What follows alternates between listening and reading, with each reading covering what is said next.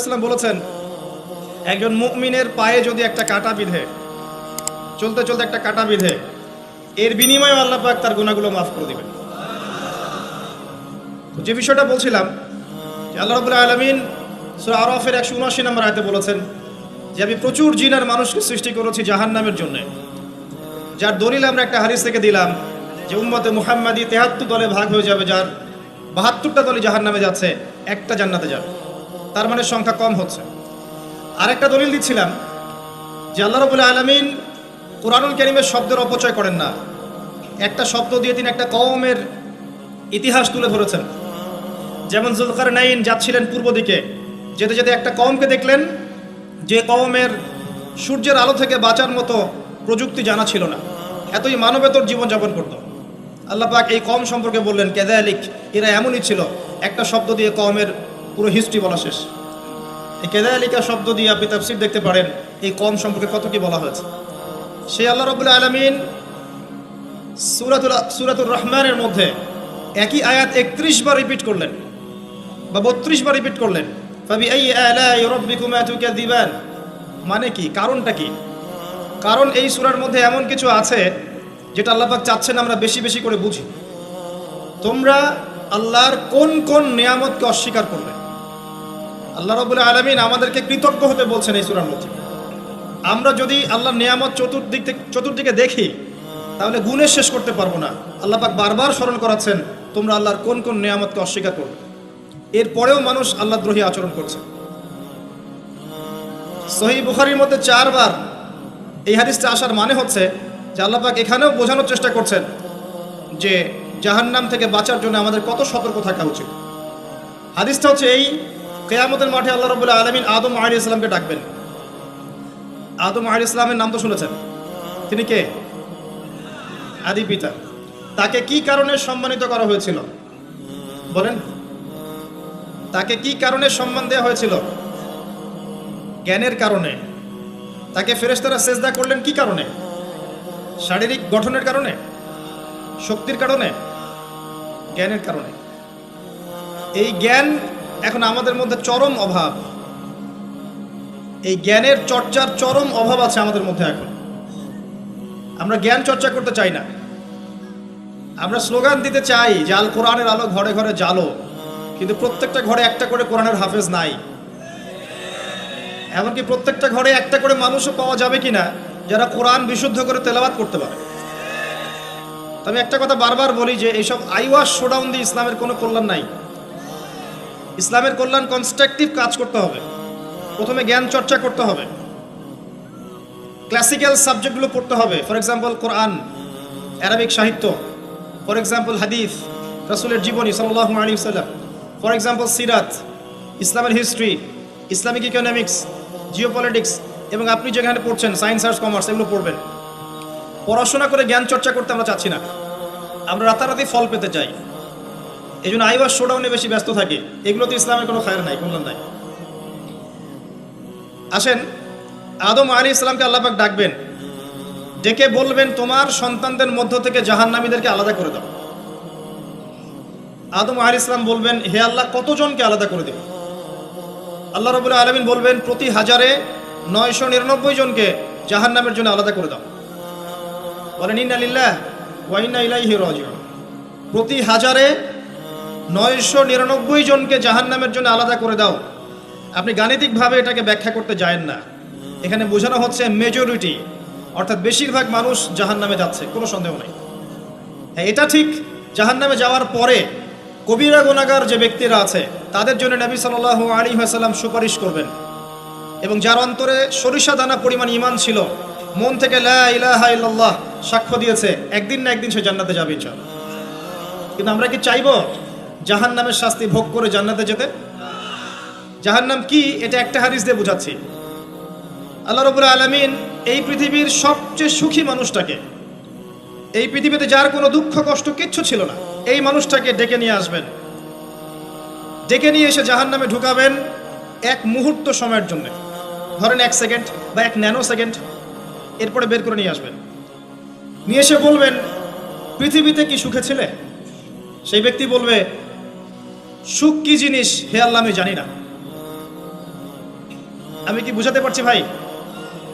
সুখ কি জিনিস আমি জানি না। আর আল্লাহ রাব্বুল আলামিন এই পৃথিবীর সবচাইতে কষ্টে থাকা মানুষটাকে ডেকে নিয়ে আসবেন, এনে জান্নাতে ঢুকাবেন, ঢুকে এক মুহূর্ত সময় রাখবেন, বের করে নিয়ে আসবেন। বলবেন পৃথিবীতে কষ্টে ছিলে? সেই বান্দা বলবে কষ্ট কি জিনিস আল্লাহ আমি জানি না। এটাই সেই আয়াতের ব্যাখ্যা বলা যায়। আল্লাহ পাক বলেছেন কুল্লু নাফসিন যায়িকাতুল মাউত, প্রত্যেকটা নফস বা আত্মা মৃত্যুর স্বাদ গ্রহণ করবে। ফাইন্নামা তুওয়াফাউনা উজুরাকুম ইয়াওমাল কিয়ামাহ, কিয়ামতের মাঠে তোমাদের পূর্ণ প্রতিদান দেয়া হবে। ওই দিন ফামান যুহজিহা আনিন নার ওয়া উদখিলাল জান্নাহ ফাকাদ ফাজ, সেদিন যাকে আল্লাহ পাক জাহান্নাম থেকে বাঁচাবেন, জান্নাতে প্রবেশ করাবেন, একমাত্র সে ব্যক্তি সফল, আর কেউ সফল না। এই আয়াতটা হচ্ছে দ্য ডেফিনেশন অফ সাকসেস, যার পিছনে আমরা ছুটছি। আমরা সাফল্যের পিছনে ছুটি না। সফল হতে হবে, নিজের পায়ে দাঁড়াতে হবে, টাকা পয়সা করতে হবে, বাড়ি গাড়ি করতে হবে, ব্যাংক ব্যালেন্স করতে হবে, জমি জমা করতে হবে, একটা সুন্দরী গার্লফ্রেন্ড চাই, একটা স্ত্রী চাই, তাই না? আমরা সাফল্যের পিছনে ছুটতে চাই, আর আমাদেরকে বস্তুবাদী দর্শন শেখায় এগুলোই সাফল্যের মানদণ্ড। তা আল্লাহ পাক এখানে বলছেন যাকে জাহান্নাম থেকে বাঁচানো হবে আর জান্নাতে প্রবেশ করানো হবে, এই ব্যক্তি ছাড়া কেউ সফল না। পৃথিবীতে আপনি অনেক বড় নেতা হতে পারেন, ইভেন অনেক বড় আলেমও হতে পারেন, অনেক বড় পলিটিশিয়ান হতে পারেন, অনেক বড় প্রশাসনের কর্মকর্তা হতে পারেন, অনেক বড় ইকোনমিক্স হতে পারেন, কলামিস্ট হতে পারেন, বুদ্ধিজীবী হতে পারেন, হাফেজ হতে পারেন, হুএভার ইউ আর, যদি কিয়ামতের মাঠে আপনি জান্নাতে যেতে না পারেন, আপনি সফল না। আর পৃথিবীতে যে মানুষ মুদির দোকান করছে, ভ্যান চালাচ্ছে, রিক্সা চালাচ্ছে, বারবার সেলুনে কাজ করে, কৃষক কৃষি কাজ করে, যাদেরকে মানুষ চেনেও না, ইমান আছে, 5 ওয়াক্ত নামাজ পড়ে, ছেঁড়া কাপড় পরে থাকে, এত মান মর্যাদা নাই, ভাইরাল না, মানুষ চিনে না, গভীর রাত্রে তাহাজ্জুদ পড়ে, দেখবেন এই ব্যক্তি যদি কিয়ামতের মাঠে জান্নাতে চলে যায়, এই ব্যক্তি আমার চেয়ে সফল, কোনো সন্দেহ নাই। তো আমাদের দৃষ্টিভঙ্গি আগে চেঞ্জ করতে হবে, দুনিয়ামুখী দৃষ্টিভঙ্গি ত্যাগ করতে হবে, পরকালমুখী দৃষ্টিভঙ্গি দরকার। নবী সাল্লাল্লাহু আলাইহি ওয়াসাল্লাম সাহাবায়ে কেরামের ভিতরে এই পরিবর্তন নিয়ে এসেছিলেন, তাদেরকে আল্লাহমুখী করেছেন, আল্লাহমুখী। যখন তারা আল্লাহমুখী হয়ে গেছেন, তখন দুনিয়া তাদের কাছে তুচ্ছ হয়ে গেছে। দুনিয়ার কষ্ট সহ্য করে নিয়েছেন, দুনিয়ার ভোগ বিলাস ত্যাগ করে দিয়েছেন, দুনিয়াকে সর্বোচ্চ প্রাধান্য দেননি, হাজত বা প্রয়োজন মনে করেছেন। দুনিয়ার সব কাজ করেছেন শুধু আল্লাহ সন্তুষ্টির জন্য। এবং আমি অনেক লেকচারে এটাও বলেছি যে আপনি দুনিয়ার প্রতিটা কাজ আল্লাহ সন্তুষ্টির জন্যই করেন, কারো কাছে কিছু পাওয়ার আশায় করেন না। কারো কাছে প্রতিদান পাওয়ার আশায় দুনিয়ার কাজগুলো করেন, আপনি কষ্ট পাবেন। কারো কাছে আশা করেন না, আল্লাহর কাছে আশা করেন প্রতিদান, আপনি কষ্ট পাবেন না ইনশাআল্লাহ। কারণ আল্লাহ ছাড়া প্রকৃত অর্থে আমাদের আপন বলে কেউ নাই। শুধুমাত্র আল্লাহই আপনার আপন, বাকিরা আপনার প্রয়োজন। মানুষ মানুষকে ভালোবাসতে পারে না, মানুষ মানুষের অবস্থানকে ভালোবাসে। এটা আপনারা হারে হারে ফিল করবেন যত দিন যাবে দেখবেন এটা আখিরুজ জামান, এটা আখিরুজ জামান, শেষ জামানা চলছে। এখন ফিতনাগুলো এমনভাবে পড়তে থাকবে যেন একটা মালা ছিঁড়ে দিলে পুঁথিগুলো যেমন টপটপ করে পড়ে যায়, এইভাবে ফিতনাগুলো আসতে থাকবে। ওই হাদিসের দিকে আসেন। নবী সাল্লাল্লাহু আলাইহি ওয়াসাল্লাম বলছেন আদম আলাইহিস সালামকে ডেকে আনা হবে, বলা হবে তোমার সন্তানদের মধ্য থেকে জাহান্নামীদেরকে আলাদা করে দাও। আল্লাহ পাক বলবেন প্রতি 1999 জনকে আলাদা করে দাও, একজন জান্নাতে যাচ্ছে প্রতি 1000-এ। কিন্তু listen to me very carefully, কিন্তু আল্লাহ পাক সূরা নিসা একটা কথা বলেছেন, ইন্নাল্লাহা লা ইয়াগফিরু আন ইউশরাকা বিহি ওয়া ইয়াগফিরু মা দুনা যালিকা লিমান ইয়াশা। আল্লাহ রাব্বুল আলামিন তার সাথে শিরকের গুনাহ ছাড়া অন্য যে কোনো গুনাহ যাকে ইচ্ছা মাফ করতে পারেন। যে কোনো গুনাহ আল্লাহ পাক মাফ করতে পারেন শিরকের গুনাহ ছাড়া। আরেকটা গুনাহ আল্লাহ পাক ক্ষমা করবেন না, সেটা হচ্ছে বান্দার হক। বান্দার সাথে সম্পৃক্ত, কারো টাকা চুরি করেছেন, কারো জমি আত্মসাৎ করেছেন, কাউকে গালি দিয়েছেন, কারো প্রতি জুলুম করেছেন, কাউকে অন্যায়ভাবে মেরেছেন, ছিনতাই করেছেন, ইত্যাদি ইত্যাদি, যেটা অন্যের হকের সাথে সম্পৃক্ত। ধর্ষণ করেছেন, মানুষের সম্মানহানি করেছেন, কাউকে নিষ্পাপ কাউকে বিতর্কিত করেছেন ইত্যাদি। এই যে মানুষের সাথে জড়িত হক, এটা আল্লাহর কাছে মাফ নেওয়া যাবে না। কাবা ঘরের গেলাফ ধরে কানলেও কোনো লাভ নাই, ওই বান্দার কাছে গিয়ে ক্ষমা নিতে হবে। ভাই আমি আপনাকে গালি দিয়েছি, মাফ করে দেন। ভাই আমি তোমার টাকা চুরি করেছিলাম, এই নাও ফেরত নাও। বোন তোমার সম্পত্তি আমি দেই নাই, নিয়ে নাও। প্রতিবেশী তোমার জমি আমি নিয়েছি, নিয়ে নাও। এটা দুনিয়াতে করতে হবে। অন্যথায় পরকালে দেখবেন যে মানুষের সাথে জড়িত হকের জন্য মানুষটা দাঁড়িয়ে আছে। একজন ব্যক্তি উঠেছে, নামাজ রোজা হজ জাকাত সব নেকি নিয়ে উঠেছে।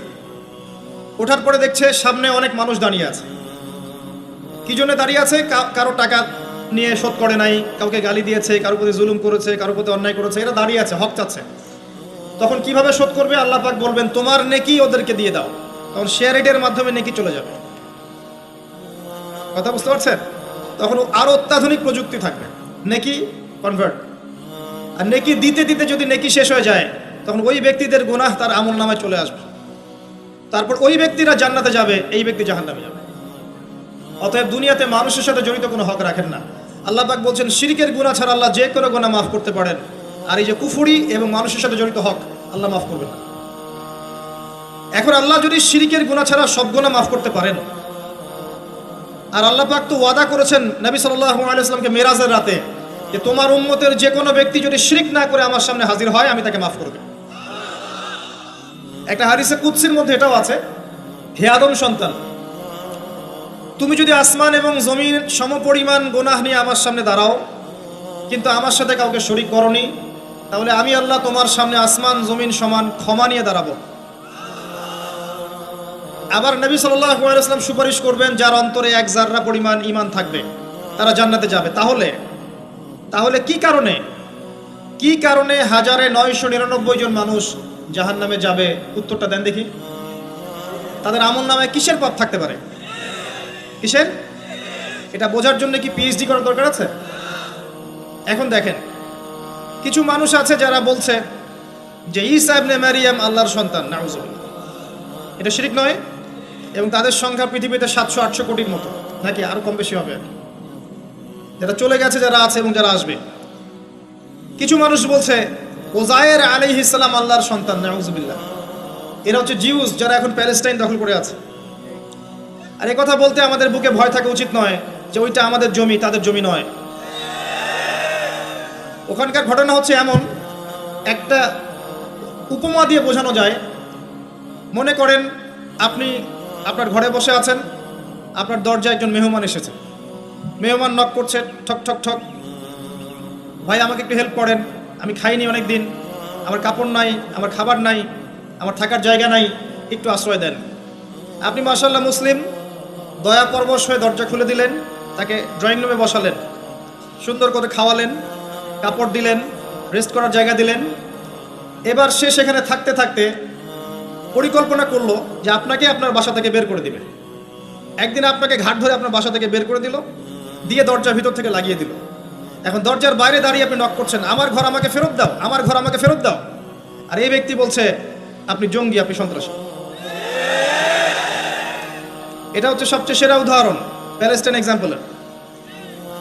তো এরা বলছে ওজায়ের আলাইহিস সালাম আল্লাহর সন্তান। একটা কথা আমি বলি, হতাশ হবেন না।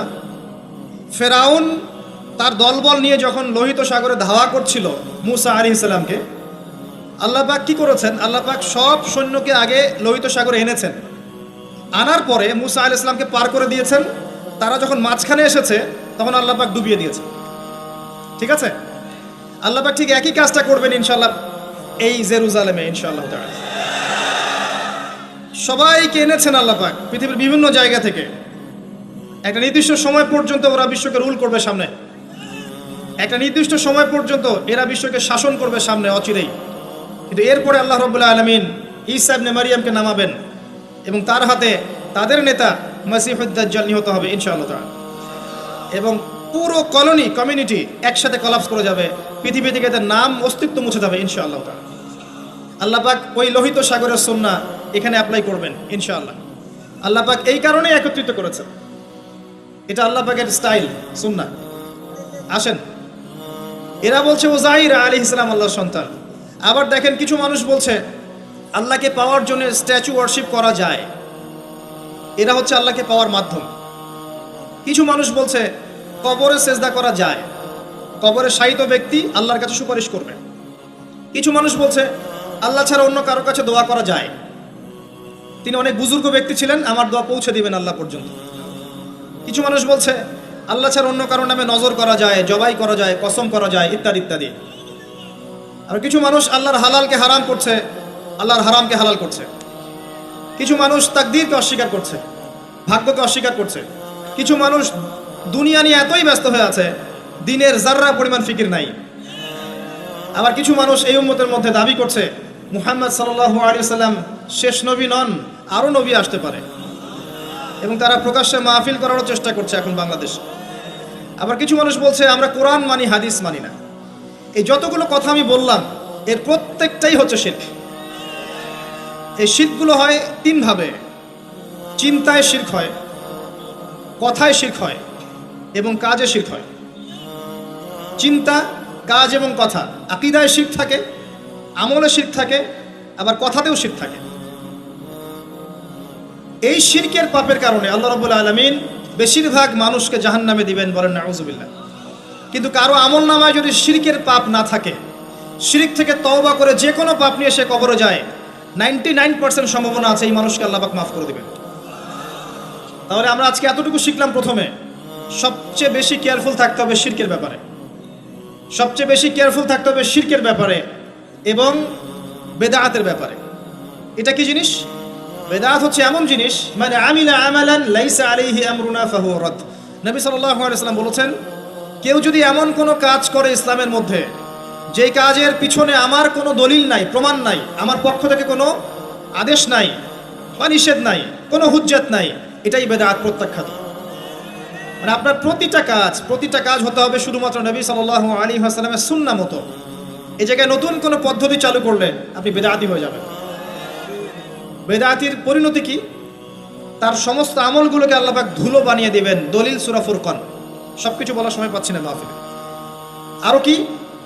আরো আছে। বুখারী হাদিসে এসেছে নবী সাল্লাল্লাহু আলাইহি ওয়াসাল্লাম হাউজে কাউসারের সামনে দাঁড়িয়ে থাকবেন, এবং এই কাউসারের পানি যে একবার পান করবে কিয়ামতের মাঠে, সে আর কখনো পিপাসার্ত হবে না। নবী সাল্লাল্লাহু আলাইহি ওয়াসাল্লাম পানি পান করাবেন উম্মতকে। হঠাৎ পর্দা পড়ে যাবে। আল্লাহ নবী বলবেন, ইন্নাহুম মিন্নি, এরা তো আমার উম্মত। পর্দা পড়ে গেল কেন? তাকে জানানো হবে, ইন্নাকা লা তাদরি মা আহদাসা বা'দাক। হে নবী, আপনি জানেন না আপনার মৃত্যুর পর এরা আপনার শরীয়তের মধ্যে কত বেদাত চালু করেছিল। তো বেদাতীদের সম্পর্কে নবী সাল্লাল্লাহু আলাইহি ওয়াসাল্লাম বলবেন, সুহকান সুহকান লিমান গায়্যারা বা'দি, দূর হও যারা আমার দ্বীনের মধ্যে সংযোজন করেছে, দূর হয়ে যাও।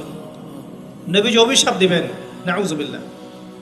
আরেকটা মারাত্মক বিষয় হচ্ছে, বেদাত করতে থাকলে মানুষ তওবা করে না। একজন চোর তওবা করতে পারে, সে জানে এটা খারাপ কাজ। একজন জেনাকারী তওবা করতে পারে, সে জানে এটা খারাপ। একজন পতিতালয়ের মেয়ে তওবা করতে পারে, সে জানে এটা খারাপ। কিন্তু যে ব্যক্তি ইসলামের কাজ করছে ভালো মনে করে, সে মনে করছে এগুলো কল্যাণের কাজ, ভালো কাজ, সে কখনো তওবা করতে চাইবে না। এই কারণে বেদাতি শেষ পর্যন্ত তওবা করে না। অতএব শিরক আর বেদাতের এই পাপ থেকে দূরে থাকেন। এরপরে আমি সামনে যাই। আরেকটা মেজর জিনিস থেকে আমাদেরকে বেঁচে থাকতে হবে, সেটা হলো হারাম রিজিক। আজকে আমাদের রিজিকের যে সিস্টেমটা আছে, এর মধ্যে বেশিরভাগ পরিবারে হারাম রিজিক ঢুকে গেছে, বলে নাউযুবিল্লাহ। কেউ সরাসরি হারাম, কেউ ঘুরিয়ে ফিরিয়ে হারাম। সবচেয়ে বড় মারাত্মক যে হারামটা ঢুকেছে তার নাম হচ্ছে রিবা বা সুদ। ম্যাক্সিমাম আমরা সুদখোর। আমার কিসের দাড়ি টুপি এগুলো দেখার প্রয়োজন নাই, আমি নিজেও সুদখোর। কিভাবে? প্রত্যক্ষভাবে না হলে পরোক্ষভাবে। মনে করেন আমি একটা ফ্ল্যাটে ভাড়া থাকি, ফ্ল্যাটের মালিক আমার ভাড়ার টাকা দিয়ে তার ব্যাংকের লোন শোধ করে, পরোক্ষভাবে আমি সুদের সাথে সম্পৃক্ত আছি। আপনি বাঁচতে পারবেন না। এই জামানা সম্পর্কে নবী সাল্লাল্লাহু আলাইহি ওয়াসাল্লাম বলেছেন, এমন একটা জামানা আসবে যেই জামানায় মানুষ সুদ থেকে বেঁচে থাকতে পারবে না। যে বেঁচে থাকার চেষ্টা করবে তার গায়েও সুদের ছিটা ফোটা গিয়ে লাগবে, কোনো সন্দেহ নেই, এটা সেই জামানা। টপ টু বটম সব জায়গায় সুদ। আর জানি না এই আয়াতগুলো কোরআনে আছে কি না আদৌ, বা এগুলো মানুষকে শোনানো হয় কি না আদৌ। তা আমি আমার জায়গা থেকে চেষ্টা করছি। আল্লাহ বা কোরআনে বলেছেন। কে বলেছেন? আল্লাহ বলেছেন। আমি অনুবাদ করছি, আমি জাস্ট অনুবাদক।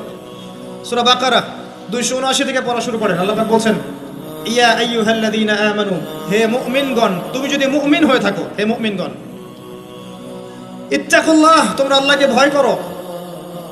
ইত্তাকুল্লাহ, তোমরা আল্লাহকে ভয় করো। ইত্তাকুল্লাহ, তোমরা আল্লাহকে ভয় করো। ওয়াযারু মা বাকিয়া মিনার রিবা, সুদের অবশিষ্ট অংশগুলো ছেড়ে দাও। ইন কুনতুম মুমিনিন, যদি প্রকৃত অর্থে মুমিন হয়ে থাকো। ওয়া ইন লাম তাফআলু, আমি আল্লাহ বলছি তোমরা যদি এটা না করো ফাযরু বিহারবিন মিনাল্লাহি ওয়া রাসূলিহি, তাহলে আল্লাহ এবং তার রাসূলের সাথে যুদ্ধের ঘোষণা শুনে রাখো।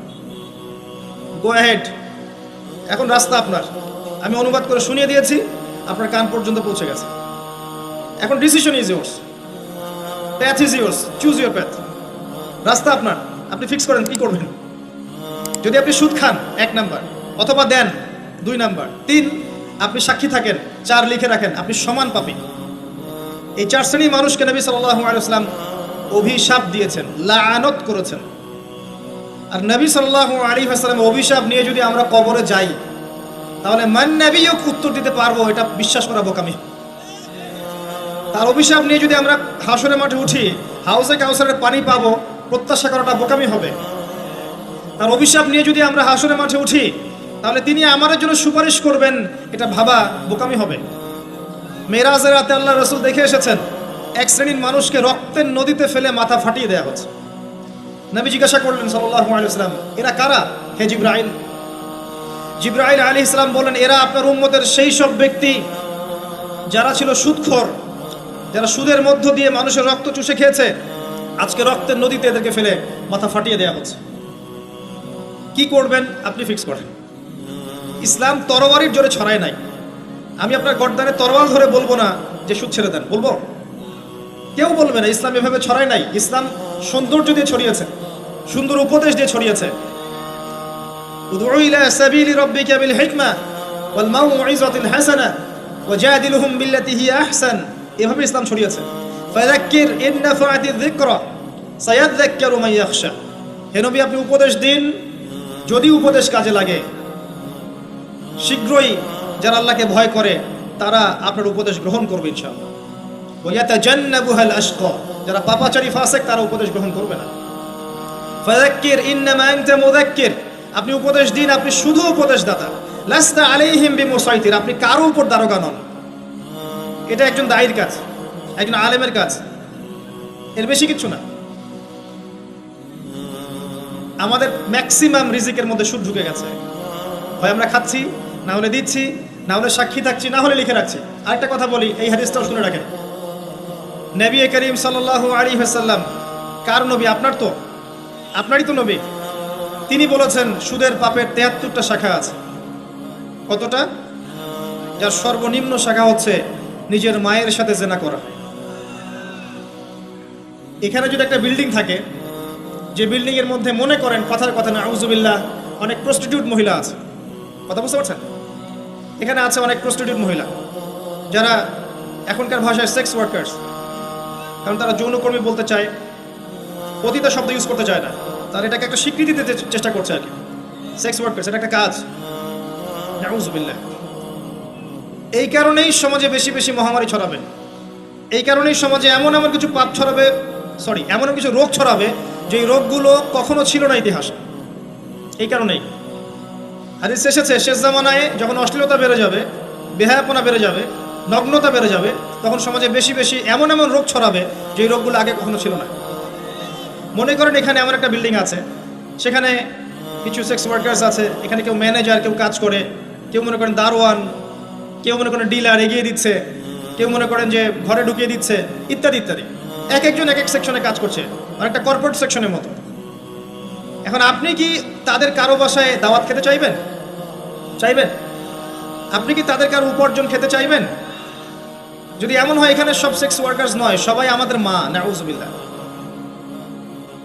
শব্দটা প্রয়োগ করলাম আঘাত করার জন্য, কারণ নবীজি বলেছেন মায়ের কথা। মনে করেন এরা সবাই আমাদের মা, নাউযুবিল্লাহ। এখন কি আপনি এটাকে পছন্দ করবেন? এখানে যদি কেউ কাজ করে তার রিজিক খেতে চাইবেন? রিবার মধ্য দিয়ে আমরা এগুলো করছি, কোনো ফিকির নাই, যায় আসে না কাছে কারো কিছু, দিব্যি খাচ্ছে। যখন দেখবেন পাপ করতে করতে করতে করতে আমার মনের মধ্যে কোনো রিয়াকশন হচ্ছে না, তখন বুঝে নেবেন কলব মরে গেছে, ডিস্ট্রয়, ডেড হার্ট। হ্যাঁ, একজন মুমিনের পরিচয় হচ্ছে ছোট ছোট পাপ তার কাছে পাহাড়ের মতো মনে হবে, আর একজন ফাসিকের পরিচয় হচ্ছে বড় বড় পাপ তার কাছে মাছির মতো মনে হয়, তাড়ালেই চলে যাবে। আরো আছে, সেই বুখারীর একটা হাদিসে নবীজি বলেছেন, যে ব্যক্তি 1 দিরহাম সুদ খায় সে যেন 36 বার জিনা করেছে। একবার জিনা করার শাস্তি 100 বেত্রাঘাত, এবং 1 বছরের জন্য বহিষ্কার, যেটাকে আমরা উস্কে দিই এখন বলি কাছে আসার গল্প। একবার সূরা নূর পড়েন, সূরা নূরের প্রথম আয়াতগুলো পড়েন। যদি কেউ জিনা করে একবার 100 বেত্রাঘাত এবং 1 বছরের জন্য বহিষ্কার। আর যদি কোনো বিবাহিত ব্যক্তি করে তার শাস্তি হচ্ছে রজম, পাথর নিক্ষেপ করে হত্যা করা। আর 1 দিরহাম সুদ খেলে আপনি 36টা মেয়েকে রেপ করছেন। এবার চিন্তা করেন, এই শাস্তিগুলো যদি দুনিয়ায় কার্যকর না হয় এবং দুনিয়াতে যদি আমরা তওবা না করে যেতে পারি, পরকালে কার্যকর হবে কোনো সন্দেহ নাই। দুনিয়াতে শোধ করে যাওয়া ভালো পরকালের চাইতে। অতএব আল্লাহর ওয়াস্তে আমি হাত জোর করে রিকোয়েস্ট করছি, আল্লাহর ওয়াস্তে সুদ ছেড়ে দেন। ভ্যান চালায় খান, সবজি বিক্রি করে খান, একটা ছোট কাপড়ের ব্যবসা করে খান, একটা মাছের আড়ত করে খান, গবাদি পশু প্রতিপালন করে খান, কৃষিকাজ করে খান, আল্লাহর ওয়াস্তে সুদে যায় না। আপনার পুরো দুনিয়া এবং আখিরাত বরবাদ হয়ে যাবে এবং আপনি এর মধ্য দিয়ে আল্লাহর সাথে যুদ্ধ করছেন, নবীর সাথে যুদ্ধ করছেন। এর উপরেও আছে পেপার মানির মধ্যে সুদ। ওই যে বললো 1 দিরহাম, এই দিরহাম আবার কি জিনিস? দিরহাম মানে রৌপ্য মুদ্রা। দিনার এটা কি জিনিস? স্বর্ণ মুদ্রা, ইসলামিক মুদ্রা। সেই যে চলে গেছে ব্রিটিশরা আসার আগে, এখন আর দেখা যায় না। একটা গোল্ড কয়েন যার মূল্যটাকে ইকোনমিক্সের ভাষায় বলে ইন্ট্রিনসিক ভ্যালু। এই ভ্যালুটা এই স্বর্ণ মুদ্রার ভিতরেই থাকে। একটা পেপার মানির ভ্যালু, ইন্ট্রিনসিক ভ্যালু এর ভিতরে থাকে না, এর বাইরে থাকে, যেটাকে আপনি নিয়ন্ত্রণ করতে পারবেন, কমাতে পারবেন, বাড়াতে পারবেন। আর এর সাথে যখন পেট্রোডলার অ্যাড হয়েছে তখন তো মাশাআল্লাহ জুলুম আরও উপরে উঠে গেছে। আর যারা পেট্রোডলার সিস্টেম চালু করেছে, এইসব ভোগবিলাসী আরবদেরকে আমরা বলি এরা হচ্ছে আমিরুল মুমিনিন, নাউজুবিল্লাহ, সুবহানাল্লাহ।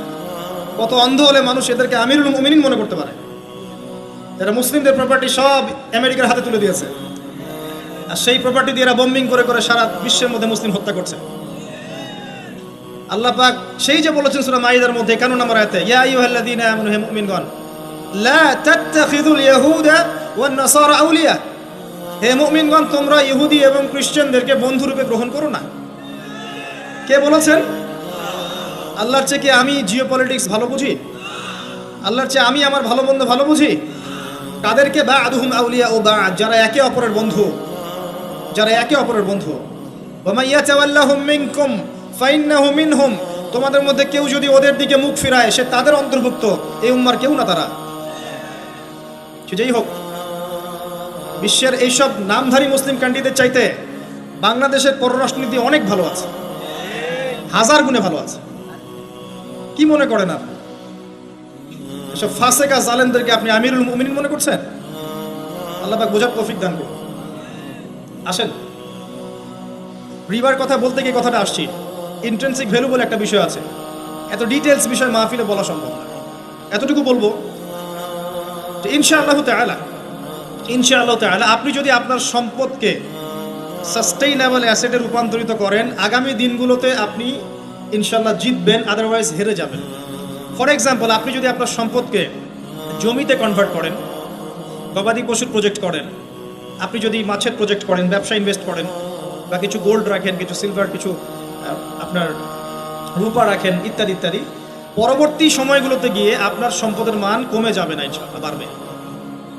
আপনি সমস্ত সম্পদ যদি পেপার মানির মধ্যে রেখে দেন, আস্তে আস্তে আপনার সম্পদের মান কমবে। সামনে 10, 15, 20, 30 বছর পর আপনি সম্পদ হারাবেন। এর চেয়ে বেশি কিছু আমি বলতে পারবো না, বাকিটা আপনারা পড়াশোনা করে বুঝে নেবেন। যেটা বলতে চাচ্ছি, ইকোনমিক সেকশনে আমরা সবাই মোটামুটি হারামের সাথে সম্পৃক্ত। এর পাশাপাশি আছে আবার ঘুষ, আছে না? না দিলে চাকরি হয় না, সুবহানাল্লাহ। আবার অনেক আলেম ফতোয়া দিচ্ছে এখন, তুমি যদি যোগ্য হয়ে থাকো কিন্তু তোমাকে জব দিচ্ছে না, তাহলে তোমার জন্য ঘুষ দেওয়া জায়েজ। সুবহানাল্লাহ, কত ঘুরিয়ে ফিরিয়ে জায়েজ করছি আমরা, আল্লাহ ভালো জানেন। যে নিবে আর যে দিবে সমান অপরাধী দুইজন। একজন ব্যক্তি মাদক দ্রব্য সেবন করে, আরেকজন ব্যক্তি মাদক উৎপাদন করে, কেউ সেল করে, কেউ ডিস্ট্রিবিউট করে, সবাই অপরাধী না? এরপরে আবার আছে দেখবেন অন্যের সম্পদ আত্মসাৎ করা, দুর্নীতি করছি, অন্যের সম্পদ আত্মসাৎ করছি। অনেক সময় দিনের লেবাজেই, ধার্মিকতার লেবাজেই মানুষের সম্পদ লুটে পুটে খাচ্ছে। কত মজার আছে যায় দেখেন, মানুষের সম্পদ কিভাবে লুটে খাচ্ছে আল্লাহ ভালো জানে। ওখানে যত মোমবাতি জমা পড়ে এগুলো বিক্রি করলে মনে একটা পদ্মা সেতু হবে। আল্লাহ ভালো চান, বেশি বলে ফেলাইছে মনে হয়। যাই হোক, এমন অনেক জায়গা আছে গরু ছাগল দিচ্ছে, মাশাআল্লাহ মানতের টাকা দিচ্ছে। এই যে কয়দিন আগে দেখলাম একটা চ্যানেলেই দেখলাম, দান বাক্স খুলেছে, কোটি কোটি টাকা বের হচ্ছে। জি, আমি মনে করতে পারছি না, বাট আমি দেখেছিলাম। তো না, ঠিক আছে, মসজিদে টাকা দিতে পারে মানুষ, সমস্যা নাই। আমি বলছি এমন জায়গা যেখানে আল্লাহর সাথে শিরক হচ্ছে। বিষয়টা হচ্ছে আমরা ধর্মের লেবাসে অনেক সময় মানুষের সম্পদ লুটে পড়ে খাচ্ছি না? অনেক মুসলিম আছে যারা বোনের সম্পত্তির অধিকার দেয় নাই। আল্লাহ রাস্তায় সময় দিয়ে আসে, চিল্লা দিয়ে আসে, বলছে যে আমার বোন তো আমাকে সম্পত্তি দান করে দিয়েছে, মাশাআল্লাহ। আমরা কেমনে দান করছে ভাই? তো বলে আমি ওকে বলছি তুই যদি আমাকে দিস তো সব হবে। তো দিয়ে দিয়েছে, মাশাআল্লাহ। তো বললাম যে আপনি মরার আগে ওটা তাকে সওয়াবের আশা দিয়ে দিন, এই অবস্থায় মরেন না। আমরা অনেক সময় ধর্মের লেবাসেও মানুষের সম্পদ আত্মসাৎ করি, কোনো সন্দেহ নাই। আল্লাহ পাক আমাদেরকেও হেফাজত করুন, আমিন। এক কথাই বলতে চাই প্রিয় ভাইয়েরা, পরিবারের মধ্যে হারাম রিজিককে ঢুকতে দিয়েন না। হারাম রিজিক ঢুকলে পরে আপনার ইবাদত কবুল হবে না। আপনি ছোটখাটো কিছু করেন, হালাল রিজিক খান, অল্পতে আল্লাহ পাক সন্তুষ্ট হয়ে যাবেন ইনশাআল্লাহ তাআলা। আল্লাহ পাক তো বেশি কিছু চান না আমাদের কাছে। আল্লাহ পাক কি চান? আমরা তাকে ভালোবাসি, আমরা তার জন্য আমাদের ইবাদতগুলো ঢেলে দেই, তার সাথে শিরক না করি, তার নবীর সুন্নাহ মতো চলি, একটু হালাল খাই, একটু পর্দা করি, বাচ্চা কাচ্চাদেরকে ইসলামী আদর্শে বড় করি, পরিবারের আদর্শটা একটু ঠিক করি। এত বেশি কিছু কি আল্লাহ পাক চান আমাদের কাছে? আল্লাহ পাক কি আমাদের কলার ধরে জিজ্ঞাসা করবেন দুনিয়াতে ইসলামী খেলাফত কায়েম করে আসো নাই কেন? বলবেন? বলবেন না, এটা বলবেন না আল্লাহ পাক আমাদেরকে। কিন্তু যাকে আল্লাহ পাক ওই ক্ষমতা দিয়েছেন তাকে বলবেন তোমাকে ক্ষমতা দিয়েছিলাম, তুমি কেন করো নাই? কথা বুঝতে পারছেন? সবার জন্য সবকিছু না, আমরা সাধারণ মানুষ, সাধারণ মানুষের জন্য সাধারণ কাজগুলো যথেষ্ট। একটু পড়াশোনা করেন, আল্লাহ পাক তৌফিক দান করুন, একটু আমল করেন, একটু পর্দা করেন, একটু হালাল খান, তাওহীদে থাকেন, সুন্নতে থাকেন, নবীর মতো লাইফ কাটান, 5 ওয়াক্ত নামাজ পড়েন, সামর্থ্য হলে যাকাত দেন, রমজান মাসে রোজা রাখেন, সামর্থ্য হলে হজ করেন, ইনশাআল্লাহ আপনি জান্নাতি। একটা হাদিস আমি পড়েছি ফয়জুল কালাম বইয়ের মধ্যে, মাদ্রাসায় পড়ানো হয়, ক্লাসিক্যাল একটা বই, সবাই কিনতে পারেন। ফয়জুল কালাম অত্যন্ত চমৎকার হাদিসের একটা বই। এর মধ্যে একটা হাদিস আছে যেটা পড়ে শান্তি লাগে, মনে হয় যে না আশা আছে পরকালে বাঁচার। সেটা হচ্ছে নবী সাল্লাল্লাহু আলাইহি ওয়াসাল্লাম সাহাবীদেরকে বলছেন যে তোমরা সাহাবীরা এমন একটা যুগে বাস করছো যেই যুগে ইসলামের 10% কেউ যদি ছেড়ে দেয় সে ধ্বংস হয়ে যাবে। কথা বুঝতে পারছেন? সাহাবীদেরকে নবীজি বলছেন তোমরা এমন একটা যুগে বাস করছো যেই যুগে যদি ইসলামের 10% 1/10 কেউ ছেড়ে দেয় সে ধ্বংস হয়ে যাবে। কিন্তু তোমাদের পরে এমন একটা যুগ আসবে যেই যুগে মানুষরা যদি ইসলামের 10% ধরে রাখতে পারে সফল হয়ে যাবে। এটা সেই যুগ না? আপনার এই যুগে প্রতিটা সেক্টরেই ফিতনা। আপনার ধর্মে দেখবেন তাওহীদের মধ্যে শিরক, সুন্নতের মধ্যে বেদাত, আলেমদের মধ্যে বিভক্তি, কাদা ছোড়াছড়ি, গালাগালি, হিংসা বিদ্বেষ, পরশ্রীকাতরতা, কত কি দেখতে পাচ্ছেন। আপনি ধর্মের মধ্যে শিরক দেখছেন, বেদাত দেখছেন, অর্থনীতিতে হারাম দেখছেন, পরিবারের মধ্যে বস্তুবাদিতা দেখছেন, কি দেখছেন না? সমাজের মধ্যে জেনা দেখছেন, পর্নোগ্রাফি দেখছেন, ফ্রি মিক্সিং দেখছেন, ফ্যামিনিস্ট রেভলিউশন দেখছেন, নগ্নতা দেখছেন, কি দেখছেন না? অর্থনৈতিক জীবনে আপনি এগুলো দেখছেন, বৈশ্বিক জীবনে আপনি মারামারি, কাটাকাটি, রাহাজানি দেখছেন, হত্যা, রক্তপাত দেখছেন। কোন যুগে বসে আছেন আপনি? এই যুগে আপনি 10% আমল করেন, জান্নাতি হয়ে যাবেন ইনশাআল্লাহ। আল্লাহ পাক তৌফিক দান করুন, কবুল করুন। একটা বিষয় হচ্ছে আমল করা, একটা বিষয় হচ্ছে আকীদা পোষণ করা। আমি যদি আকীদা পোষণ করি যে ইসলামের মধ্যে, কোরআন এবং সুন্নাহর মধ্যে প্রতিটা বিষয়ের সমাধান আছে, এটা যদি আপনি বিশ্বাস করেন, এরপরে অল্প আমল করেন, কোনো সমস্যা নেই ইনশাআল্লাহ। কারণ আপনার আকীদা ঠিক আছে। আপনি আমল করতে পারেন নাই, কিন্তু আকীদা ঠিক ছিল। আপনি মেনে নিয়েছেন লা ইলাহা ইল্লাল্লাহ, কোনো ইলাহ নেই আল্লাহ ছাড়া, মুহাম্মাদুর রাসূলুল্লাহ, কোরআন হুজ্জাতুল্লাহ, কোরআন আল্লাহর হুজ্জা, সুন্নাহ তরিকাতুন নবী, এটা আল্লাহর নবীর তরিকা। এগুলোর মধ্যে সব কিছুর সমাধান আছে, এটা আপনি মেনে নিয়েছেন মন থেকে। এবার আমল করতে গিয়ে আপনি পারছেন না। নামাজ পড়ছেন 5 ওয়াক্ত, হয়তো পরিবারটা ঠিক মতো করতে পারছেন না, চেষ্টা করছেন, হালালে থাকার চেষ্টা করছেন, কখন কখন হারাম ঢুকে যাচ্ছে, আপনি চেষ্টা চালিয়ে যাচ্ছেন ক্রমবর্ধমানভাবে, কিন্তু আপনি আকীদা রাখেন এটাই চূড়ান্ত, এটাই সঠিক, ইনশাআল্লাহ আল্লাহ পাক আপনার সব গুনাহ মাফ করে দিবেন। আরেকজন ব্যক্তি আকীদাই রাখে না, সে মনে করে ইসলাম ওই যুগে চলতে, ওই যুগে চলে না। সে মনে করে কোরআন এবং সুন্নাহ সবকিছু নাই, আমার মস্তিষ্ক প্রসূত বুদ্ধিই সবকিছু। কেউ মনে করে সায়েন্সই সবকিছু, কেউ মনে করে মানব রচিত বিধানই সবকিছু। কেউ যদি এগুলোকে চূড়ান্ত মনে করে তখন আমল আর কাজে আসবে না। এই বাতিল আকীদা নিয়ে বেশি বেশি আমল করেও লাভ নাই। আকীদা আগে স্পষ্ট করতে হয়, পরিষ্কার করতে হয়। আল্লাহ পাক আমাদেরকে পরিচ্ছন্ন আকীদা দান করুন, আমিন। রিজিকের ব্যাপারে প্রিয় ভাইরা সচেতন হয়ে যান। এরপরে চলে আসেন একটা মৌলিক জায়গায় আসবো, ফ্যামিলি। এখানে মা বোনরা আছেন, এখানে অনেক যুব সমাজের তরুণ তরুণীরা আছে, আমাদের পিতৃস্নেহ পিতৃমহ অনেক আমাদের পিতামহরা আছেন। এটা একটা ভালো সুযোগ এই পরিবার সম্পর্কে দুটো মৌলিক কথা বলার জন্য। আমি অনেক দিন থেকে চাচ্ছিলাম এমন একটা পরিবেশ। লিসেন ভাই, আল্লাহ পাক একটা আয়াতে বলেছেন, সূরা তাহরিম আয়াত নাম্বার 6, ইয়া আইয়ুহাল্লাযীনা আমানু, হে মুমিনগণ, কু আনফুসাকুম, নিজে জাহান্নামের আগুন থেকে বাঁচো, ওয়া আহলিকুম নারা, তোমার পরিবার বর্গকে বাঁচাও, আলাইহা মালাইকাতুন গিলাজুন শিদাদ, যেই জাহান্নামে কঠোর মনের ফেরেশতা আছেন, লা ইয়াসুনাল্লাহা মা আমারহুম ওয়া ইয়াফআলুনা মা ইউমারুন, আল্লাহ পাক তাদেরকে যে আদেশ করেন সে আদেশ পালনে তারা বিন্দুমাত্র ভূক্ষেপ করে না, মানে বিন্দুমাত্র গাফেলতি করে না। আল্লাহ পাক ভয় দেখাচ্ছেন জাহান্নামে এমন ফেরেশতা আছেন, আল্লাহ যা আদেশ করবেন তাই করবে। এই জাহান্নাম থেকে নিজে বাঁচো, পরিবার বর্গকে বাঁচাও। নিজে বাঁচবো কিভাবে আমি বলে দিয়েছি কিভাবে। আপনি জ্ঞান অর্জন করবেন, আমল করবেন, হালাল খাবেন, তাওহীদে থাকবেন, সুন্নতে থাকবেন, ইনশাআল্লাহ বেঁচে যাবেন। পরিবার বর্গকে বাঁচাবেন কিভাবে? আসেন শুরু করি, শুরু থেকে। শুরুটা হবে আপনার বিয়ে দিয়ে। এত এক্সাইটেড হওয়ার কিছু নাই, কারণ এটা এমন একটা বিষয় যেটা করেন নাই বলে এক্সাইটমেন্ট বাড়ছে, করার পরে পস্তাতেও পারেন। এটা এমনই দিল্লি কা লাড্ডু, যে খাবে সেও পস্তাবে, যে খাবে না সে বেচারাও পস্তাবে। তবে আপনারা খেয়ে পস্তান, আলহামদুলিল্লাহ। এমনভাবে শুরু করেন না পরিবারটা যে আপনি একজন তরুণী, আপনি একজন তরুণ বিয়ে করছেন, বিয়ের সময়ে দিনদারিতা বাদ দিয়ে অন্য কিছু দেখতে যায় না। যদিও বা অর্থ সম্পদ, বংশমর্যাদা, সৌন্দর্যের কথা হাদিসে এসেছে, হাদিসটা এমন নয় যে তোমরা 4টা গুণ দেখেই বিয়ে করো, এমন নয়। হাদিসটা এমন নয়, অনুবাদটা অনেকেই ভুল করে, অনেকেই ভুল করে। হাদিসে বলা হয়নি কখনো 4টা গুণ দেখেই বিয়ে করো, এটা নয়। বরং বলা হয়েছে 4টা গুণ দেখে বিয়ে করা হয়। কথা বুঝতে পারছেন? কেউ এটা দেখে, কেউ এটা দেখে। তোমরা দিনদারিতা দেখো, না হলে তোমাদের হাত ধুলোয় ধূসরিত হবে। হাদিসটা এমন। এক্ষেত্রে কি আমরা বলবো, প্রথমত বিয়েটাকে সহজ করে দেন। বিয়েটাকে সহজ না করলে সমাজে জেনা বাড়তে থাকবে, এবং জেনা বাড়ার কারণ আছে। যখন পর্নোগ্রাফিটাতে ফ্রি অ্যাক্সেস দেওয়া হয়েছে, মানুষ রাতের বেলা পর্ন দেখতে পারে, কেউ বাধা দেওয়ার নাই। উপরের সেকশন থেকে কিন্তু এটাকে বন্ধ করে দেওয়া যেত। পৃথিবীর অনেক কান্ট্রি আছে যেখানে অনেক কিছু চলে না। চাইনিজরা ফেসবুক ইউজ করে না, করে? ওরা কি উন্নত জাতি না? ওরা তো এখন আমেরিকাকে যদি বলে ওঠো উঠবে, আমেরিকাকে বসতে বললে বসবে। ওরা এমন জায়গায় চলে গেছে।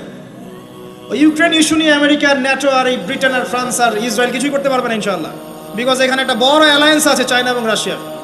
কিছুই করতে পারবে না। কারণ এর যে উদ্দেশ্যে এটা কাজ করেছিল তারা, এটা তো সফল হবে না তারা ইনশাআল্লাহ। আজকে টপিক এটা না, আমি এদিকে যাচ্ছি না। মূল বিষয়টা হচ্ছে যে সহজ করতে হবে বিয়েটাকে।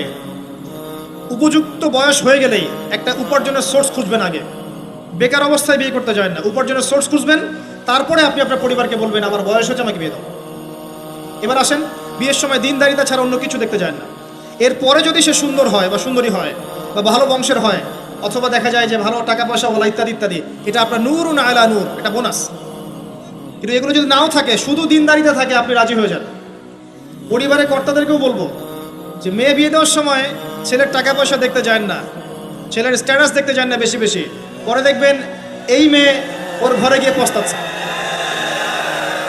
আর ছেলের পিতাদেরকেও বলবো, ছেলেকে যখন বিয়ে দিবেন, একটা মেয়েকে কিনে নিব আর সাথে কিছু যৌতুকের টাকাও নিব, এই টেন্ডেন্সি নিয়ে বিয়ে করতে যায় না। ওই বিয়েতে বারাকা বেশি, যেখানে খরচ কম, যেখানে বেশি হট্টগোল নাই। চট্টগ্রাম অঞ্চলের বিয়ের মতো না। একটা বিয়েতে মনে হয় 40-50 লাখ টাকা খরচ করে ফেলায়। গেটেই সাজাবে বলে 4-5 লাখ টাকা খরচ করেছে। এই 5 লাখ টাকা দিয়ে, এই 5 লাখ টাকা দিয়ে আর মনে হয় 10টা-20টা পরিবারকে বিয়ে দেওয়া যাবে। হ্যাঁ, লোহার আংটি দিয়ে বিয়ে করেছে সাহাবী। লোহার আংটিও নাই তোমার বাসায়? বলছে না ইয়া রাসূলুল্লাহ, লোহার আংটিও তো নাই আমার বাসায়। তাহলে কি করবা? কোরআনের কয়টা সূরা জানো? এই সূরাগুলো জানি, এগুলো শিখিয়ে দিও, যাও, মোহর হয়ে গেছে। কত সহজ বিয়ে, কত সহজ। আর এখন যেটা হয়, মেয়ে খুঁজবে দিনদার বিল গেটস, আর ছেলে খুঁজবে দিনদার ক্যাটরিনা। কথা বুঝতে পারছেন? প্রিয় ভাইয়েরা, দিনদারি থেকে প্রাধান্য দেন, আর কিচ্ছু না। আপনি সফল হবেন ইনশাআল্লাহ, শান্তি পাবেন। এবং বিয়ের পরে আল্লাহর পক্ষ থেকে একটা ভালোবাসা আসবে। যদি আপনি দেখেন যে আপনার স্ত্রী খাদিজা রাদিয়াল্লাহু আনহার মতো, আয়েশা রাদিয়াল্লাহু আনহার মতো, হাজরা আলাইহিস সালামের মতো সবর করেনেওয়ালা, যে আপনাকে দিনের পথে এগোতে সাহায্য করে, তাহলে আর অন্যদিকে চোখ দেওয়ার দরকার নাই, রাজি হয়ে যান। এরপর আপনার পরিবার শুরু। এখানে উভয়ের মাঝে হৃদ্যতা, ভালোবাসা থাকতে হবে। তবে আরেকটা কথা বলে রাখি, সবাই মনোযোগ দিয়ে কথাটা শোনেন। একটা পরিবারের ভিত্তি শুধু ভালোবাসা দিয়ে টিকে থাকে না। একটা পরিবারের ভিত্তি টিকে থাকে আপোষের বিশ্বাসের উপরে। একে অপরকে বিশ্বাস করতে শিখতে হবে, একে অপরকে শ্রদ্ধা করতে হবে, একে অপরের সম্মান দিতে জানতে হবে। আপনাকে আপনার স্ত্রীকে আপন মনে করতে হবে, আপনাকে আপনার স্বামীকে আপন মনে করতে হবে। বাইরের মানুষ আপন নয়, এরা আপন আপনার। একজন একজন লেবাস, পোশাক। এরপরে আপনি মোহর শোধ করেন, আপনি সন্তান সন্ততি নেন, সন্তান সন্ততিদেরকে আল্লাহর এবং তার রাসূলের আদর্শে বড় করে তোলেন। পরিবারের মধ্যে তালিম চালু করেন, তালিম। পরিবারের মধ্যে তাওহীদ রাখেন, সুন্নত রাখেন, একসাথে খেতে বসেন। স্ত্রীকে হাদিয়া দেন, স্ত্রীকে গিফট দেন, তাকে মাঝে মাঝে ঘুরতে নিয়ে যান, তাকে নিয়ে রিফ্রেশমেন্টে যান, তাকে সময় দেন, তাকে টাইম দেন, তাকে সময় দেন। নবী সাল্লাল্লাহু আলাইহি ওয়াসাল্লাম আয়েশা রাদিয়াল্লাহু আনহার কোলে মাথা রেখে কোরআন তেলাওয়াত করতেন। তার সাথে চাঁদনি রাতে দৌড়েছেন এবং চাঁদ দেখেছেন, সফর করেছেন, রাতের বেলা হেঁটেছেন, সময় দিয়েছেন, খালি পায়ে হেঁটেছেন। সময় দেন। এখন এমন একটা অবস্থা যে পুরুষদেরকে মনে করা হয় যে তারা হচ্ছে মানি মেকিং মেশিন, তারা খালি টাকা পয়সা মেক করবে, আর স্ত্রীরা হচ্ছে ওই চুলা ঠেলবে সারাদিন। আমরা এমন মনে করে নিই আর কি। আবার এই যে ফ্যামিনিস্ট রেভলিউশন যখন থেকে আসছে, ফ্যামিনিস্ট রেভলিউশন কি জিনিস? আর দাজ্জালের ফলোয়ার্স আর কি, যে মেয়েদেরকে আপনি ঘরে রাখতে পারবেন না। তো তারা যখন থেকে এসেছে, ইমার্জ করেছে, তখন থেকে তার একটা কনসেপ্ট দিয়েছে যে পুরুষ আর নারী একে অপরের প্রতিদ্বন্দ্বী। দেখবেন প্রতিদ্বন্দ্বিতামূলক কথাবার্তা বলে। স্বামীর মুখের উপর তর্ক করতে যাবেন না। স্বামীকে বাইরের অনেকগুলো বিষয় ফেস করতে হয়। এখন স্বামী মনে করেন প্রশাসনে চাকরি করে, তাকে তার ডিউটি ফেস করতে হয়, তার বসকে মেনটেন করতে হয়, তার এগুলো সামলাতে হয়, তাকে বাজারঘাট করতে হয়, সারাদিন পরিশ্রম করে সে বাসায় ঢোকার পরে আপনি মুখটা গোমরা করে বসে থাকেন। স্বামী আহলান সাহলান করেন না, তাকে একটু আদর করেন না, মহব্বত করেন না, তো অটোমেটিকলি তো আপনার দিক থেকে তার মনটা চলে যাবে অন্যদিকে, স্বাভাবিক। আপনি আপনার স্বামীর জন্য সাজেন না, বাইরের মানুষের জন্য সেজে বুঝে আপনি মার্কেটে যান। প্রবলেম সেগুলো। এরা মনে করে স্বামী স্ত্রী একে অপরের প্রতিদ্বন্দ্বী, অথচ এরা একে অপরের পরিপূরক, একে অপরের পরিপূরক। উভয় হৃদ্যতা ভালোবাসায় পরিবার গড়ে ওঠে। যে পরিবারের মধ্যে হৃদ্যতা ভালোবাসা আছে, ওই পরিবারের বাচ্চা কাচ্চারা দেখবেন বড় আলেম হবে, বড় নেতা হবে, বড় কিছু হবে ইনশাআল্লাহ। যেখানে এগুলো নাই, ওই সন্তানরা বড় হয় হতাশার মধ্যে, কাজের বুয়ার কাছে, ডে কেয়ার সেন্টারে। এরা তো বড় হয়ে জঙ্গি হবে, সন্ত্রাসী হবে, স্বাভাবিক। ভালো প্যারেন্টিং দিতে পারে নাই। এরকম না বিষয়টা। সময় দিতে হবে, একে অপরের দায়িত্ব বুঝতে হবে, আপোষের মধ্যে বিশ্বাস থাকতে হবে, ভালোবাসা থাকতে হবে এবং সবরের মানসিকতা থাকতে হবে। মেয়েদের ব্যাপারে বলাই হয়েছে তারা বাঁকাহার, অতএব চাপ দিতে যায় না, ভেঙে যাবে। চাপ দিতে যায় না, ভেঙে যাবে। ওই অবস্থায় ছেড়ে দিলে ওই অবস্থায় থেকে যাবে। একটা কথা আমি বলি, আমি শিখেছি আমার লাইফ থেকে, আল্লাহ পাকের প্রতিটা সৃষ্টি এক একটা রূপক মেসেজ দিচ্ছে। জানেন, রাবার গাছ দেখেছেন? রাবার গাছ, যে গাছ থেকে রাবার হয়, গাছটাকে দেখবেন পরিচ্ছন্ন, গাছটা পরিষ্কার। যে নিজে পরিষ্কার করে সে নিজেও পরিচ্ছন্ন। জমিনের মধ্যে দেখবেন মৃত জমিন, বৃষ্টি পড়লো, সজীব হয়ে উঠলো, সবুজ ধান ক্ষেত। এই সবুজ ধান ক্ষেতটা আপনার যৌবন, আস্তে আস্তে ফসল হবে। এই ফসল হওয়ার টাইমটা হচ্ছে আপনার পৌরত্ব। এরপরে ফসলটা কেটে ফেলা হবে। এই ফসলটা আপনার ভালো কাজ, আমল সালেহ, এটাকে রেখে দেওয়া হবে। বাকিটাকে হলুদ বর্ণের যে খড়কুটা, এটাকে জ্বালিয়ে দেওয়া হবে। এই যে ধান গজালো, একটা সিজন গেল, এর মধ্যে আপনার দুনিয়ার জীবনের হায়াতের রূপকতা আছে। জি, পাহাড়কে দেখেন, পাহাড় বিশালতা নিয়ে দাঁড়িয়ে থাকে। ওর গায়ে যতই ঢিল মারেন, লাথি মারেন, সমালোচনা করেন, সে নড়বে না তার জায়গা থেকে, থাকবে। সে ওর জায়গায় স্টিল থাকবে, কিন্তু সে শান্ত থাকে, সে চিল্লাফাল্লা করে না। তাই যারা সাহসী, বীর, তারা বেশি কথা বলে না, শান্ত থাকে। যারা পাহাড়ের মতো দৃঢ়, ওরা বেশি কথা বলে না। সাগরকে দেখেন, বিশাল সাগর। কক্সবাজারে যান, সাগরকে বিশাল সাগর, গর্জন করছে, ভিতরে অনেক সম্পদ, অনেক মাখলুক আছে। আপনি সামনে গিয়ে দাঁড়ান, বিনয়ের সাথে আপনার পা ধুয়ে দিবেন, কোনো অহংকার করবে না। প্রতিটা সৃষ্টি আল্লাহ পাকের এক একটা মেসেজ দেয়, ঠিক মেয়ে মানুষও একটা মেসেজ দেয়। কি মেসেজ? আল্লাহ পাক মানুষকে সবচেয়ে সুন্দর করে সৃষ্টি করেছেন, আর মানুষের মধ্যে মেয়েদেরকে সবচেয়ে বেশি সুন্দর করে সৃষ্টি করেছেন। আল্লাহ পাকের সবচেয়ে সুন্দর সৃষ্টি হচ্ছে মেয়েরা, এবং তারা খুব নরম হয়, নরম, প্রজাপতি ধরার মতো। প্রজাপতিকে ধাপ করে ধরতে পারবেন না আপনি, শক্ত করে ধরতে গেলে প্রজাপতি নষ্ট হয়ে যাবে, মরে যাবে। প্রজাপতিকে কোমলভাবে ধরতে হবে, ঠিক মেয়েদের সামনেও আপনার কোমল থাকতে হবে। বেশি হার্ড হতে যাবেন, শেষ। আমি আপনার গার্লফ্রেন্ডের সামনে কোমল হতে বলি নাই, আপনার ওয়াইফের সামনে হতে বলেছি। কোমল থাকলে আপনি জিতে যাবেন। দেখবেন দুনিয়ার চিল্লাফাল্লা করছে আপনার বাসায়, আপনি চুপচাপ আছেন পাহাড়ের মতো, কোমল আছেন। 5 মিনিট পর দেখবেন নিজেই ঠান্ডা হয়ে এসে বলছে আচ্ছা সরি, ভুল হয়ে গেছে। আর যদি আপনি চিল্লাফাল্লার কাউন্টার দিতে যান, তাহলে দেখবেন সুটকেস গোছানো শেষ, বাবার বাড়ি চলে গেছে। ডিল করা খুব ডিফিকাল্ট। এখানে আপনাকে খুবই সবরের পরিচয় দিতে হবে। আল্লাহ পাক বোঝার তৌফিক দান করুন। আর আমরা মা বোনদেরকে রিকোয়েস্ট করব, 4টা মূলনীতি মেনে কাপড় চোপড় পরবেন। আপনার কাপড়টা এমন হবে না যেই কাপড়টা পরলেও অঙ্গ প্রত্যঙ্গ দেখা যায়, বোঝা যায়, এমন হবে না। কাপড়টা এমন হবে না এত টাইট ফিটিং যে আপনার অঙ্গের উঁচু নিচু অবয়ব বোঝা যায়, এমন হবে না। কাপড়টা এমন হবে না যেটা অমুসলিমদের পোশাক, আর কাপড়টা এমন হবে না যেটা পুরুষদের পোশাক। এই মূলনীতিগুলো মেনটেন করে কাপড় পরবেন ইনশাআল্লাহ। এছাড়াও মেয়েদের কথায় পর্দা আছে, চলনে পর্দা আছে, ওঠা বসায় পর্দা আছে। নামাজ পড়ার সময় তাদেরকে কিছুটা শালীনভাবে নামাজ পড়তে হয়, তাদের চোখের দৃষ্টির মধ্যে পর্দা আছে।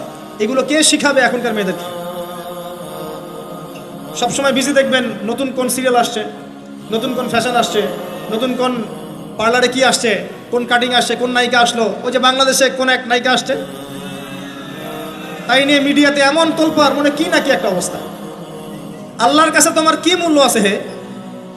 আল্লাহর কাছে তোমাদের কি মূল্য আছে? তোমরা কি 5 ওয়াক্ত নামাজ পড়ো? তোমরা কি পর্দা করো? তোমাদের মধ্যে হায়াবোধ কিছু আছে? তোমরা মানুষকে ভালো কিছু শেখাও, সমাজকে ভালো কিছু দাও, শালীন কিছু দাও। আল্লাহর কাছে তোমাদের কি মূল্য আছে? নবী সাল্লাল্লাহু আলাইহি ওয়াসাল্লাম তো জাহান্নাম দেখে সেই কথাটাই বলেছেন, আমি জাহান্নাম দেখে আসলাম, সেখানে বেশিরভাগ অধিবাসী হচ্ছে মেয়ে, নারী। কি কারণ? তারা এমন কাপড় চোপড় পরে বাইরে ঘুরতো যেই কাপড় পরেও তারা নগ্ন থাকতো। আমি কি ব্যাখ্যা করতে হবে? আপনি দেখতে পারেন না? এবং তারা স্বামীর সাথে কুফরি করত। সারা জীবন স্বামী যদি তাদের ভরণ পোষণ দেয়, ভালোবাসে, মহব্বত করে, তাদের জন্য জীবনটা ক্ষয় করে ফেলে, এক পর্যায়ে গিয়ে বলবে সারাটা জীবন তোমার কাছে কিছুই পাইলাম না। বাস্তব। এগুলোর কারণে মেয়েরা বেশি বেশি জাহান্নামে যাবে, এবং তারা মানুষ মারা গেলে মাতম করে, বুক পিঠ চাপড়ায়, এই কারণে যাবে, এবং তর্ক লাগলে অভিশাপ দেয় বেশি, এই কারণে যাবে। আল্লাহ পাক আমাদের মা বোনদেরকে হেফাজত করুন। তবে একটা হাদিস আছে সুসংবাদের। নবী সাল্লাল্লাহু আলাইহি ওয়াসাল্লাম বলেছেন, একজন নারী যদি 4টা কাজ করতে পারেন, জান্নাতের যে কোনো দরজা দিয়ে ইচ্ছা প্রবেশ করতে পারবেন। 1 নাম্বার 5 ওয়াক্ত নামাজ, 2 নাম্বার রমজান মাসে সওম, 3 নাম্বার আপনার লজ্জাস্থানের হেফাজত অর্থাৎ খাস পর্দা, এবং 4 নাম্বার আপনার স্বামীর আনুগত্য। ফ্যামিনিস্ট আকীদার মেয়ে হলে আনুগত্যকে দাসত্ব মনে করে, স্বামীর আনুগত্যকে তারা দাসত্ব মনে করে। স্বামী কে? স্বামীর সম্মান বোঝেন আপনি? স্বামী কে? যার ব্যাপারে নবী সাল্লাল্লাহু আলাইহি ওয়াসাল্লাম বলেছেন, আমি যদি আল্লাহ ছাড়া অন্য কাউকে সেজদা করতে বলতাম, তাহলে মেয়েদেরকে বলতাম তারা যেন স্বামীদেরকে সেজদা করে। আপনাকে আমি কিভাবে বুঝাবো স্বামী কে, স্বামীর মর্যাদা কোথায়? এগুলো কি ইসলাম মেয়েদেরকে ডমিনেট করছে এগুলো দিয়ে? কেন? এই স্বামী আপনার জন্য সারাটা জীবন ক্ষয় করে ফেলে। একটা চোর পর্যন্ত, একটা চোর, একটা করাপ্টেড মানুষ, দুর্নীতিগ্রস্ত মানুষ, সে চুরি করে, দুর্নীতি করে এনে বাচ্চাকে খাওয়ায়। একটা ধর্ষক পর্যন্ত ওর মেয়েকে আদর করে। পুরুষ মানুষ কি জিনিস কেমন করে বুঝবেন? সারাটা জীবন ক্ষয় করে ফেলায়। যদি আপনি তার আনুগত্য করেন, তার সামনে সুন্দর মতো থাকেন, তার কথার সাথে তর্ক না করেন, ভালোবাসা দিয়ে থাকেন, আপনার জন্য সে জীবন দিতে প্রস্তুত থাকবে। এরকম পুরুষ মানুষ। আপনাদেরকে কেউ চোখ তুলে তাকালে চোখ তুলে ফেলাবে, এরকম পুরুষ মানুষ। আর এখন তো পরিস্থিতি ডিফারেন্ট। বাসায় পুরুষ বাইরের ছেলের সাথে ফোনে প্রেম হয়ে গেছে, পালাই চলে গেছে, বিয়ে করে ফেলছে। দেখবেন বাসায় স্ত্রী আছে, বাইরের মেয়ের সাথে প্রেম করে বিয়ে করা শেষ। বিয়ে কোনো সমস্যা নাই, ব্যভিচার করে ফেলছে। বিয়ে সে করতেই পারে, সে যদি সমতা রক্ষা করতে পারে, সেটা তার ডিফারেন্ট ইস্যু, এটা অন্য ইস্যু। তো স্বামীর আনুগত্য আপনাকে কিভাবে বুঝাবো? এটা দাসত্ব নয়। নবী সাল্লাল্লাহু আলাইহি ওয়াসাল্লাম বলেছেন, কোনো স্বামী যদি কোনো স্ত্রীকে চায়, তার প্রয়োজনের জন্য চায়, মহব্বতের জন্য। স্ত্রী যদি চুলায় রান্না করতে থাকে, ওই রান্না ফেলে দিয়ে তাকে আসতে হবে। হাদিস। রাতের বেলা স্বামী স্ত্রী শুয়েছে, স্বামীর চাহিদা আছে, স্ত্রীর কোনো সমস্যা নাই, স্ত্রী ফিট, ইচ্ছা করেই অহেতুক স্বামীকে বলল আমি রাজি না, উল্টা পাশে মুখ করে ঘুমিয়ে গেল। আল্লাহর নবী বলছেন সারা রাত আল্লাহর পক্ষ থেকে একজন ফেরেশতা আসবে, এসে এই নারীকে অভিশাপ দিতে থাকবে। এখন এগুলো হাদিস শুনলে বলবে যে ইসলাম তো মেয়েদেরকে ছোট করছে। একজন মেয়ে তার একজন স্বামীর কথা বলছে, স্বামী, তার মেয়ে, তার স্ত্রী, তার মা, তার বোন, সবাইকে তার মিরাসের হক দিতে হয়। একজন মেয়ে তার বাবার সম্পত্তি পায়, কোনো কোনো ক্ষেত্রে তার ভাইয়ের সম্পত্তি পায়, তার স্বামীটা তো পাই, তার ছেলেরটাও, নানি হলেও সম্পত্তির হক আছে। একটা মেয়েকে চতুর্দিক থেকে সিকিউর করা হয়েছে ইসলামে। তারপরেও কিছু ফ্যামিনিস্টের কারণে এরা বলবে যে মেয়েদেরকে ইসলাম ছোট করছে। হ্যাঁ, মেয়েদেরকে ইসলাম কেন ছোট করছে? কারণ পর্দা করে যে বাইরে বেরোতে বলেছে, ঢ্যাং ঢ্যাং করে নগ্ন হয়ে বেরোতে নিষেধ করছে, এই কারণে। যদি বলে যে হ্যাঁ ইসলাম আপনাদেরকে ফ্রি মিক্সিং এর স্বাধীনতা দিচ্ছে, আপনারা সবাই ফ্রি মিক্সিং করেন, গেঞ্জি পরেন, টি শার্ট পরেন, স্যান্ডো গেঞ্জি পরে বাইরে ঘুরে বেড়ান, টাইট ফিটিং প্যান্ট পরে বাইরে ঘুরে বেড়ান, সব জায়গায় আপনারা ফ্রি মিক্সিং করেন, পর্ন দেখেন, জেনা করেন, মদ খান, ইসলাম খুব ভালো। তখন তোমাদের জন্য তো ইসলাম নয়, তোমরা জাহান্নামে যাও, আল্লাহর কি আসে যায়? ইসলাম তোমাদের জন্য নয়, তোমরা জাহান্নামে গিয়ে মরো, ইসলামের কিচ্ছু যায় আসে না। আল্লাহর ওয়াস্তে পারিবারিক আদর্শের দিকে ফোকাস করেন প্রিয় ভাই। নিজে জাহান্নামের আগুন থেকে বাঁচান, পরিবার বর্গকে বাঁচান, পরিবার বর্গকে বাঁচান। পরিবার আরেকটা পার্ট হচ্ছে আপনার পিতামাতা। পিতামাতার সাথে খারাপ আচরণ করতে যায় না আল্লাহর ওয়াস্তে। সেই ব্যক্তির জন্য ধ্বংস যার পিতামাতা বেঁচে আছে, তাদের হক আদায় করে সে জান্নাতে যেতে পারবে না, তার জন্য ধ্বংস। আরেকটা অংশ আছে আপনার সন্তান সন্ততি। বাচ্চা কাচ্চার প্যারেন্টিংটা খুব সুন্দর করে করেন। যখন আপনি স্ত্রীর সাথে মিলন করতে গিয়েছেন তখন দোয়া পড়েন, আল্লাহুম্মা বিসমিল্লাহি আল্লাহুম্মা জান্নিবনা শাইতান ওয়া জান্নিবিশ শাইতান মা রাযাকতানা। আমার মনে হয় এখনকার জেনারেশন যেগুলো আছে ফাসেক, মাদক সেবন করে, পর্নোগ্রাফিতে আসক্ত, ইয়াবাখোর, স্মাগলিং করছে, চুরি করছে, হাবিজাবি, ধর্ষণ করছে, আমার মনে হয় না তাদের পিতামাতা তাদেরকে জন্ম দেওয়ার সময় এই দোয়াগুলো পড়েছিল।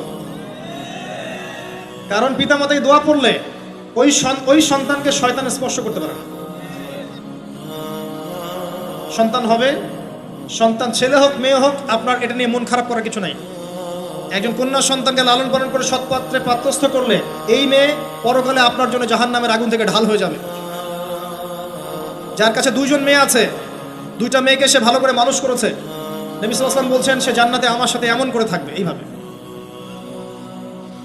কেউ যদি বিধবার দায়িত্ব নেয়, সেও নবী সাল্লাল্লাহু আলাইহি ওয়াসাল্লামের সাথে এইভাবে থাকবে।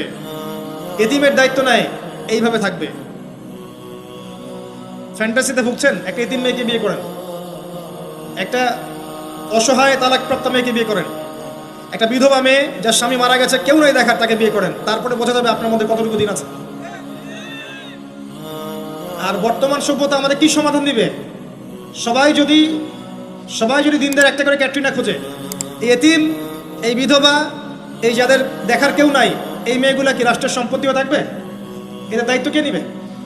পুরুষরা যদি দায়িত্ব না নেয়, কে দায়িত্ব নিবে? এখন কেউ যদি ওদের দায়িত্ব নিতে যায়, তখন তাকে আবার খারাপভাবে উপস্থাপন করা হয়, এই ব্যক্তির মনে হয় চরিত্র খারাপ। কিন্তু এদিকে বাইরে 10টা জেনা করে বেড়াচ্ছে, কোনো সমস্যা নাই, এগুলোকে উস্কায়। এইসব জাহেলদের জন্য ইসলাম নয়। ইসলামের প্রতিটা বেসিক ফান্ডামেন্টাল মানবতার কল্যাণের জন্যই। এগুলোকে ফরজ করা হয়নি, আপনি নফল, আপনার সামর্থ্য থাকলে আপনি করতে পারেন, না করলে কোনো সমস্যা নাই।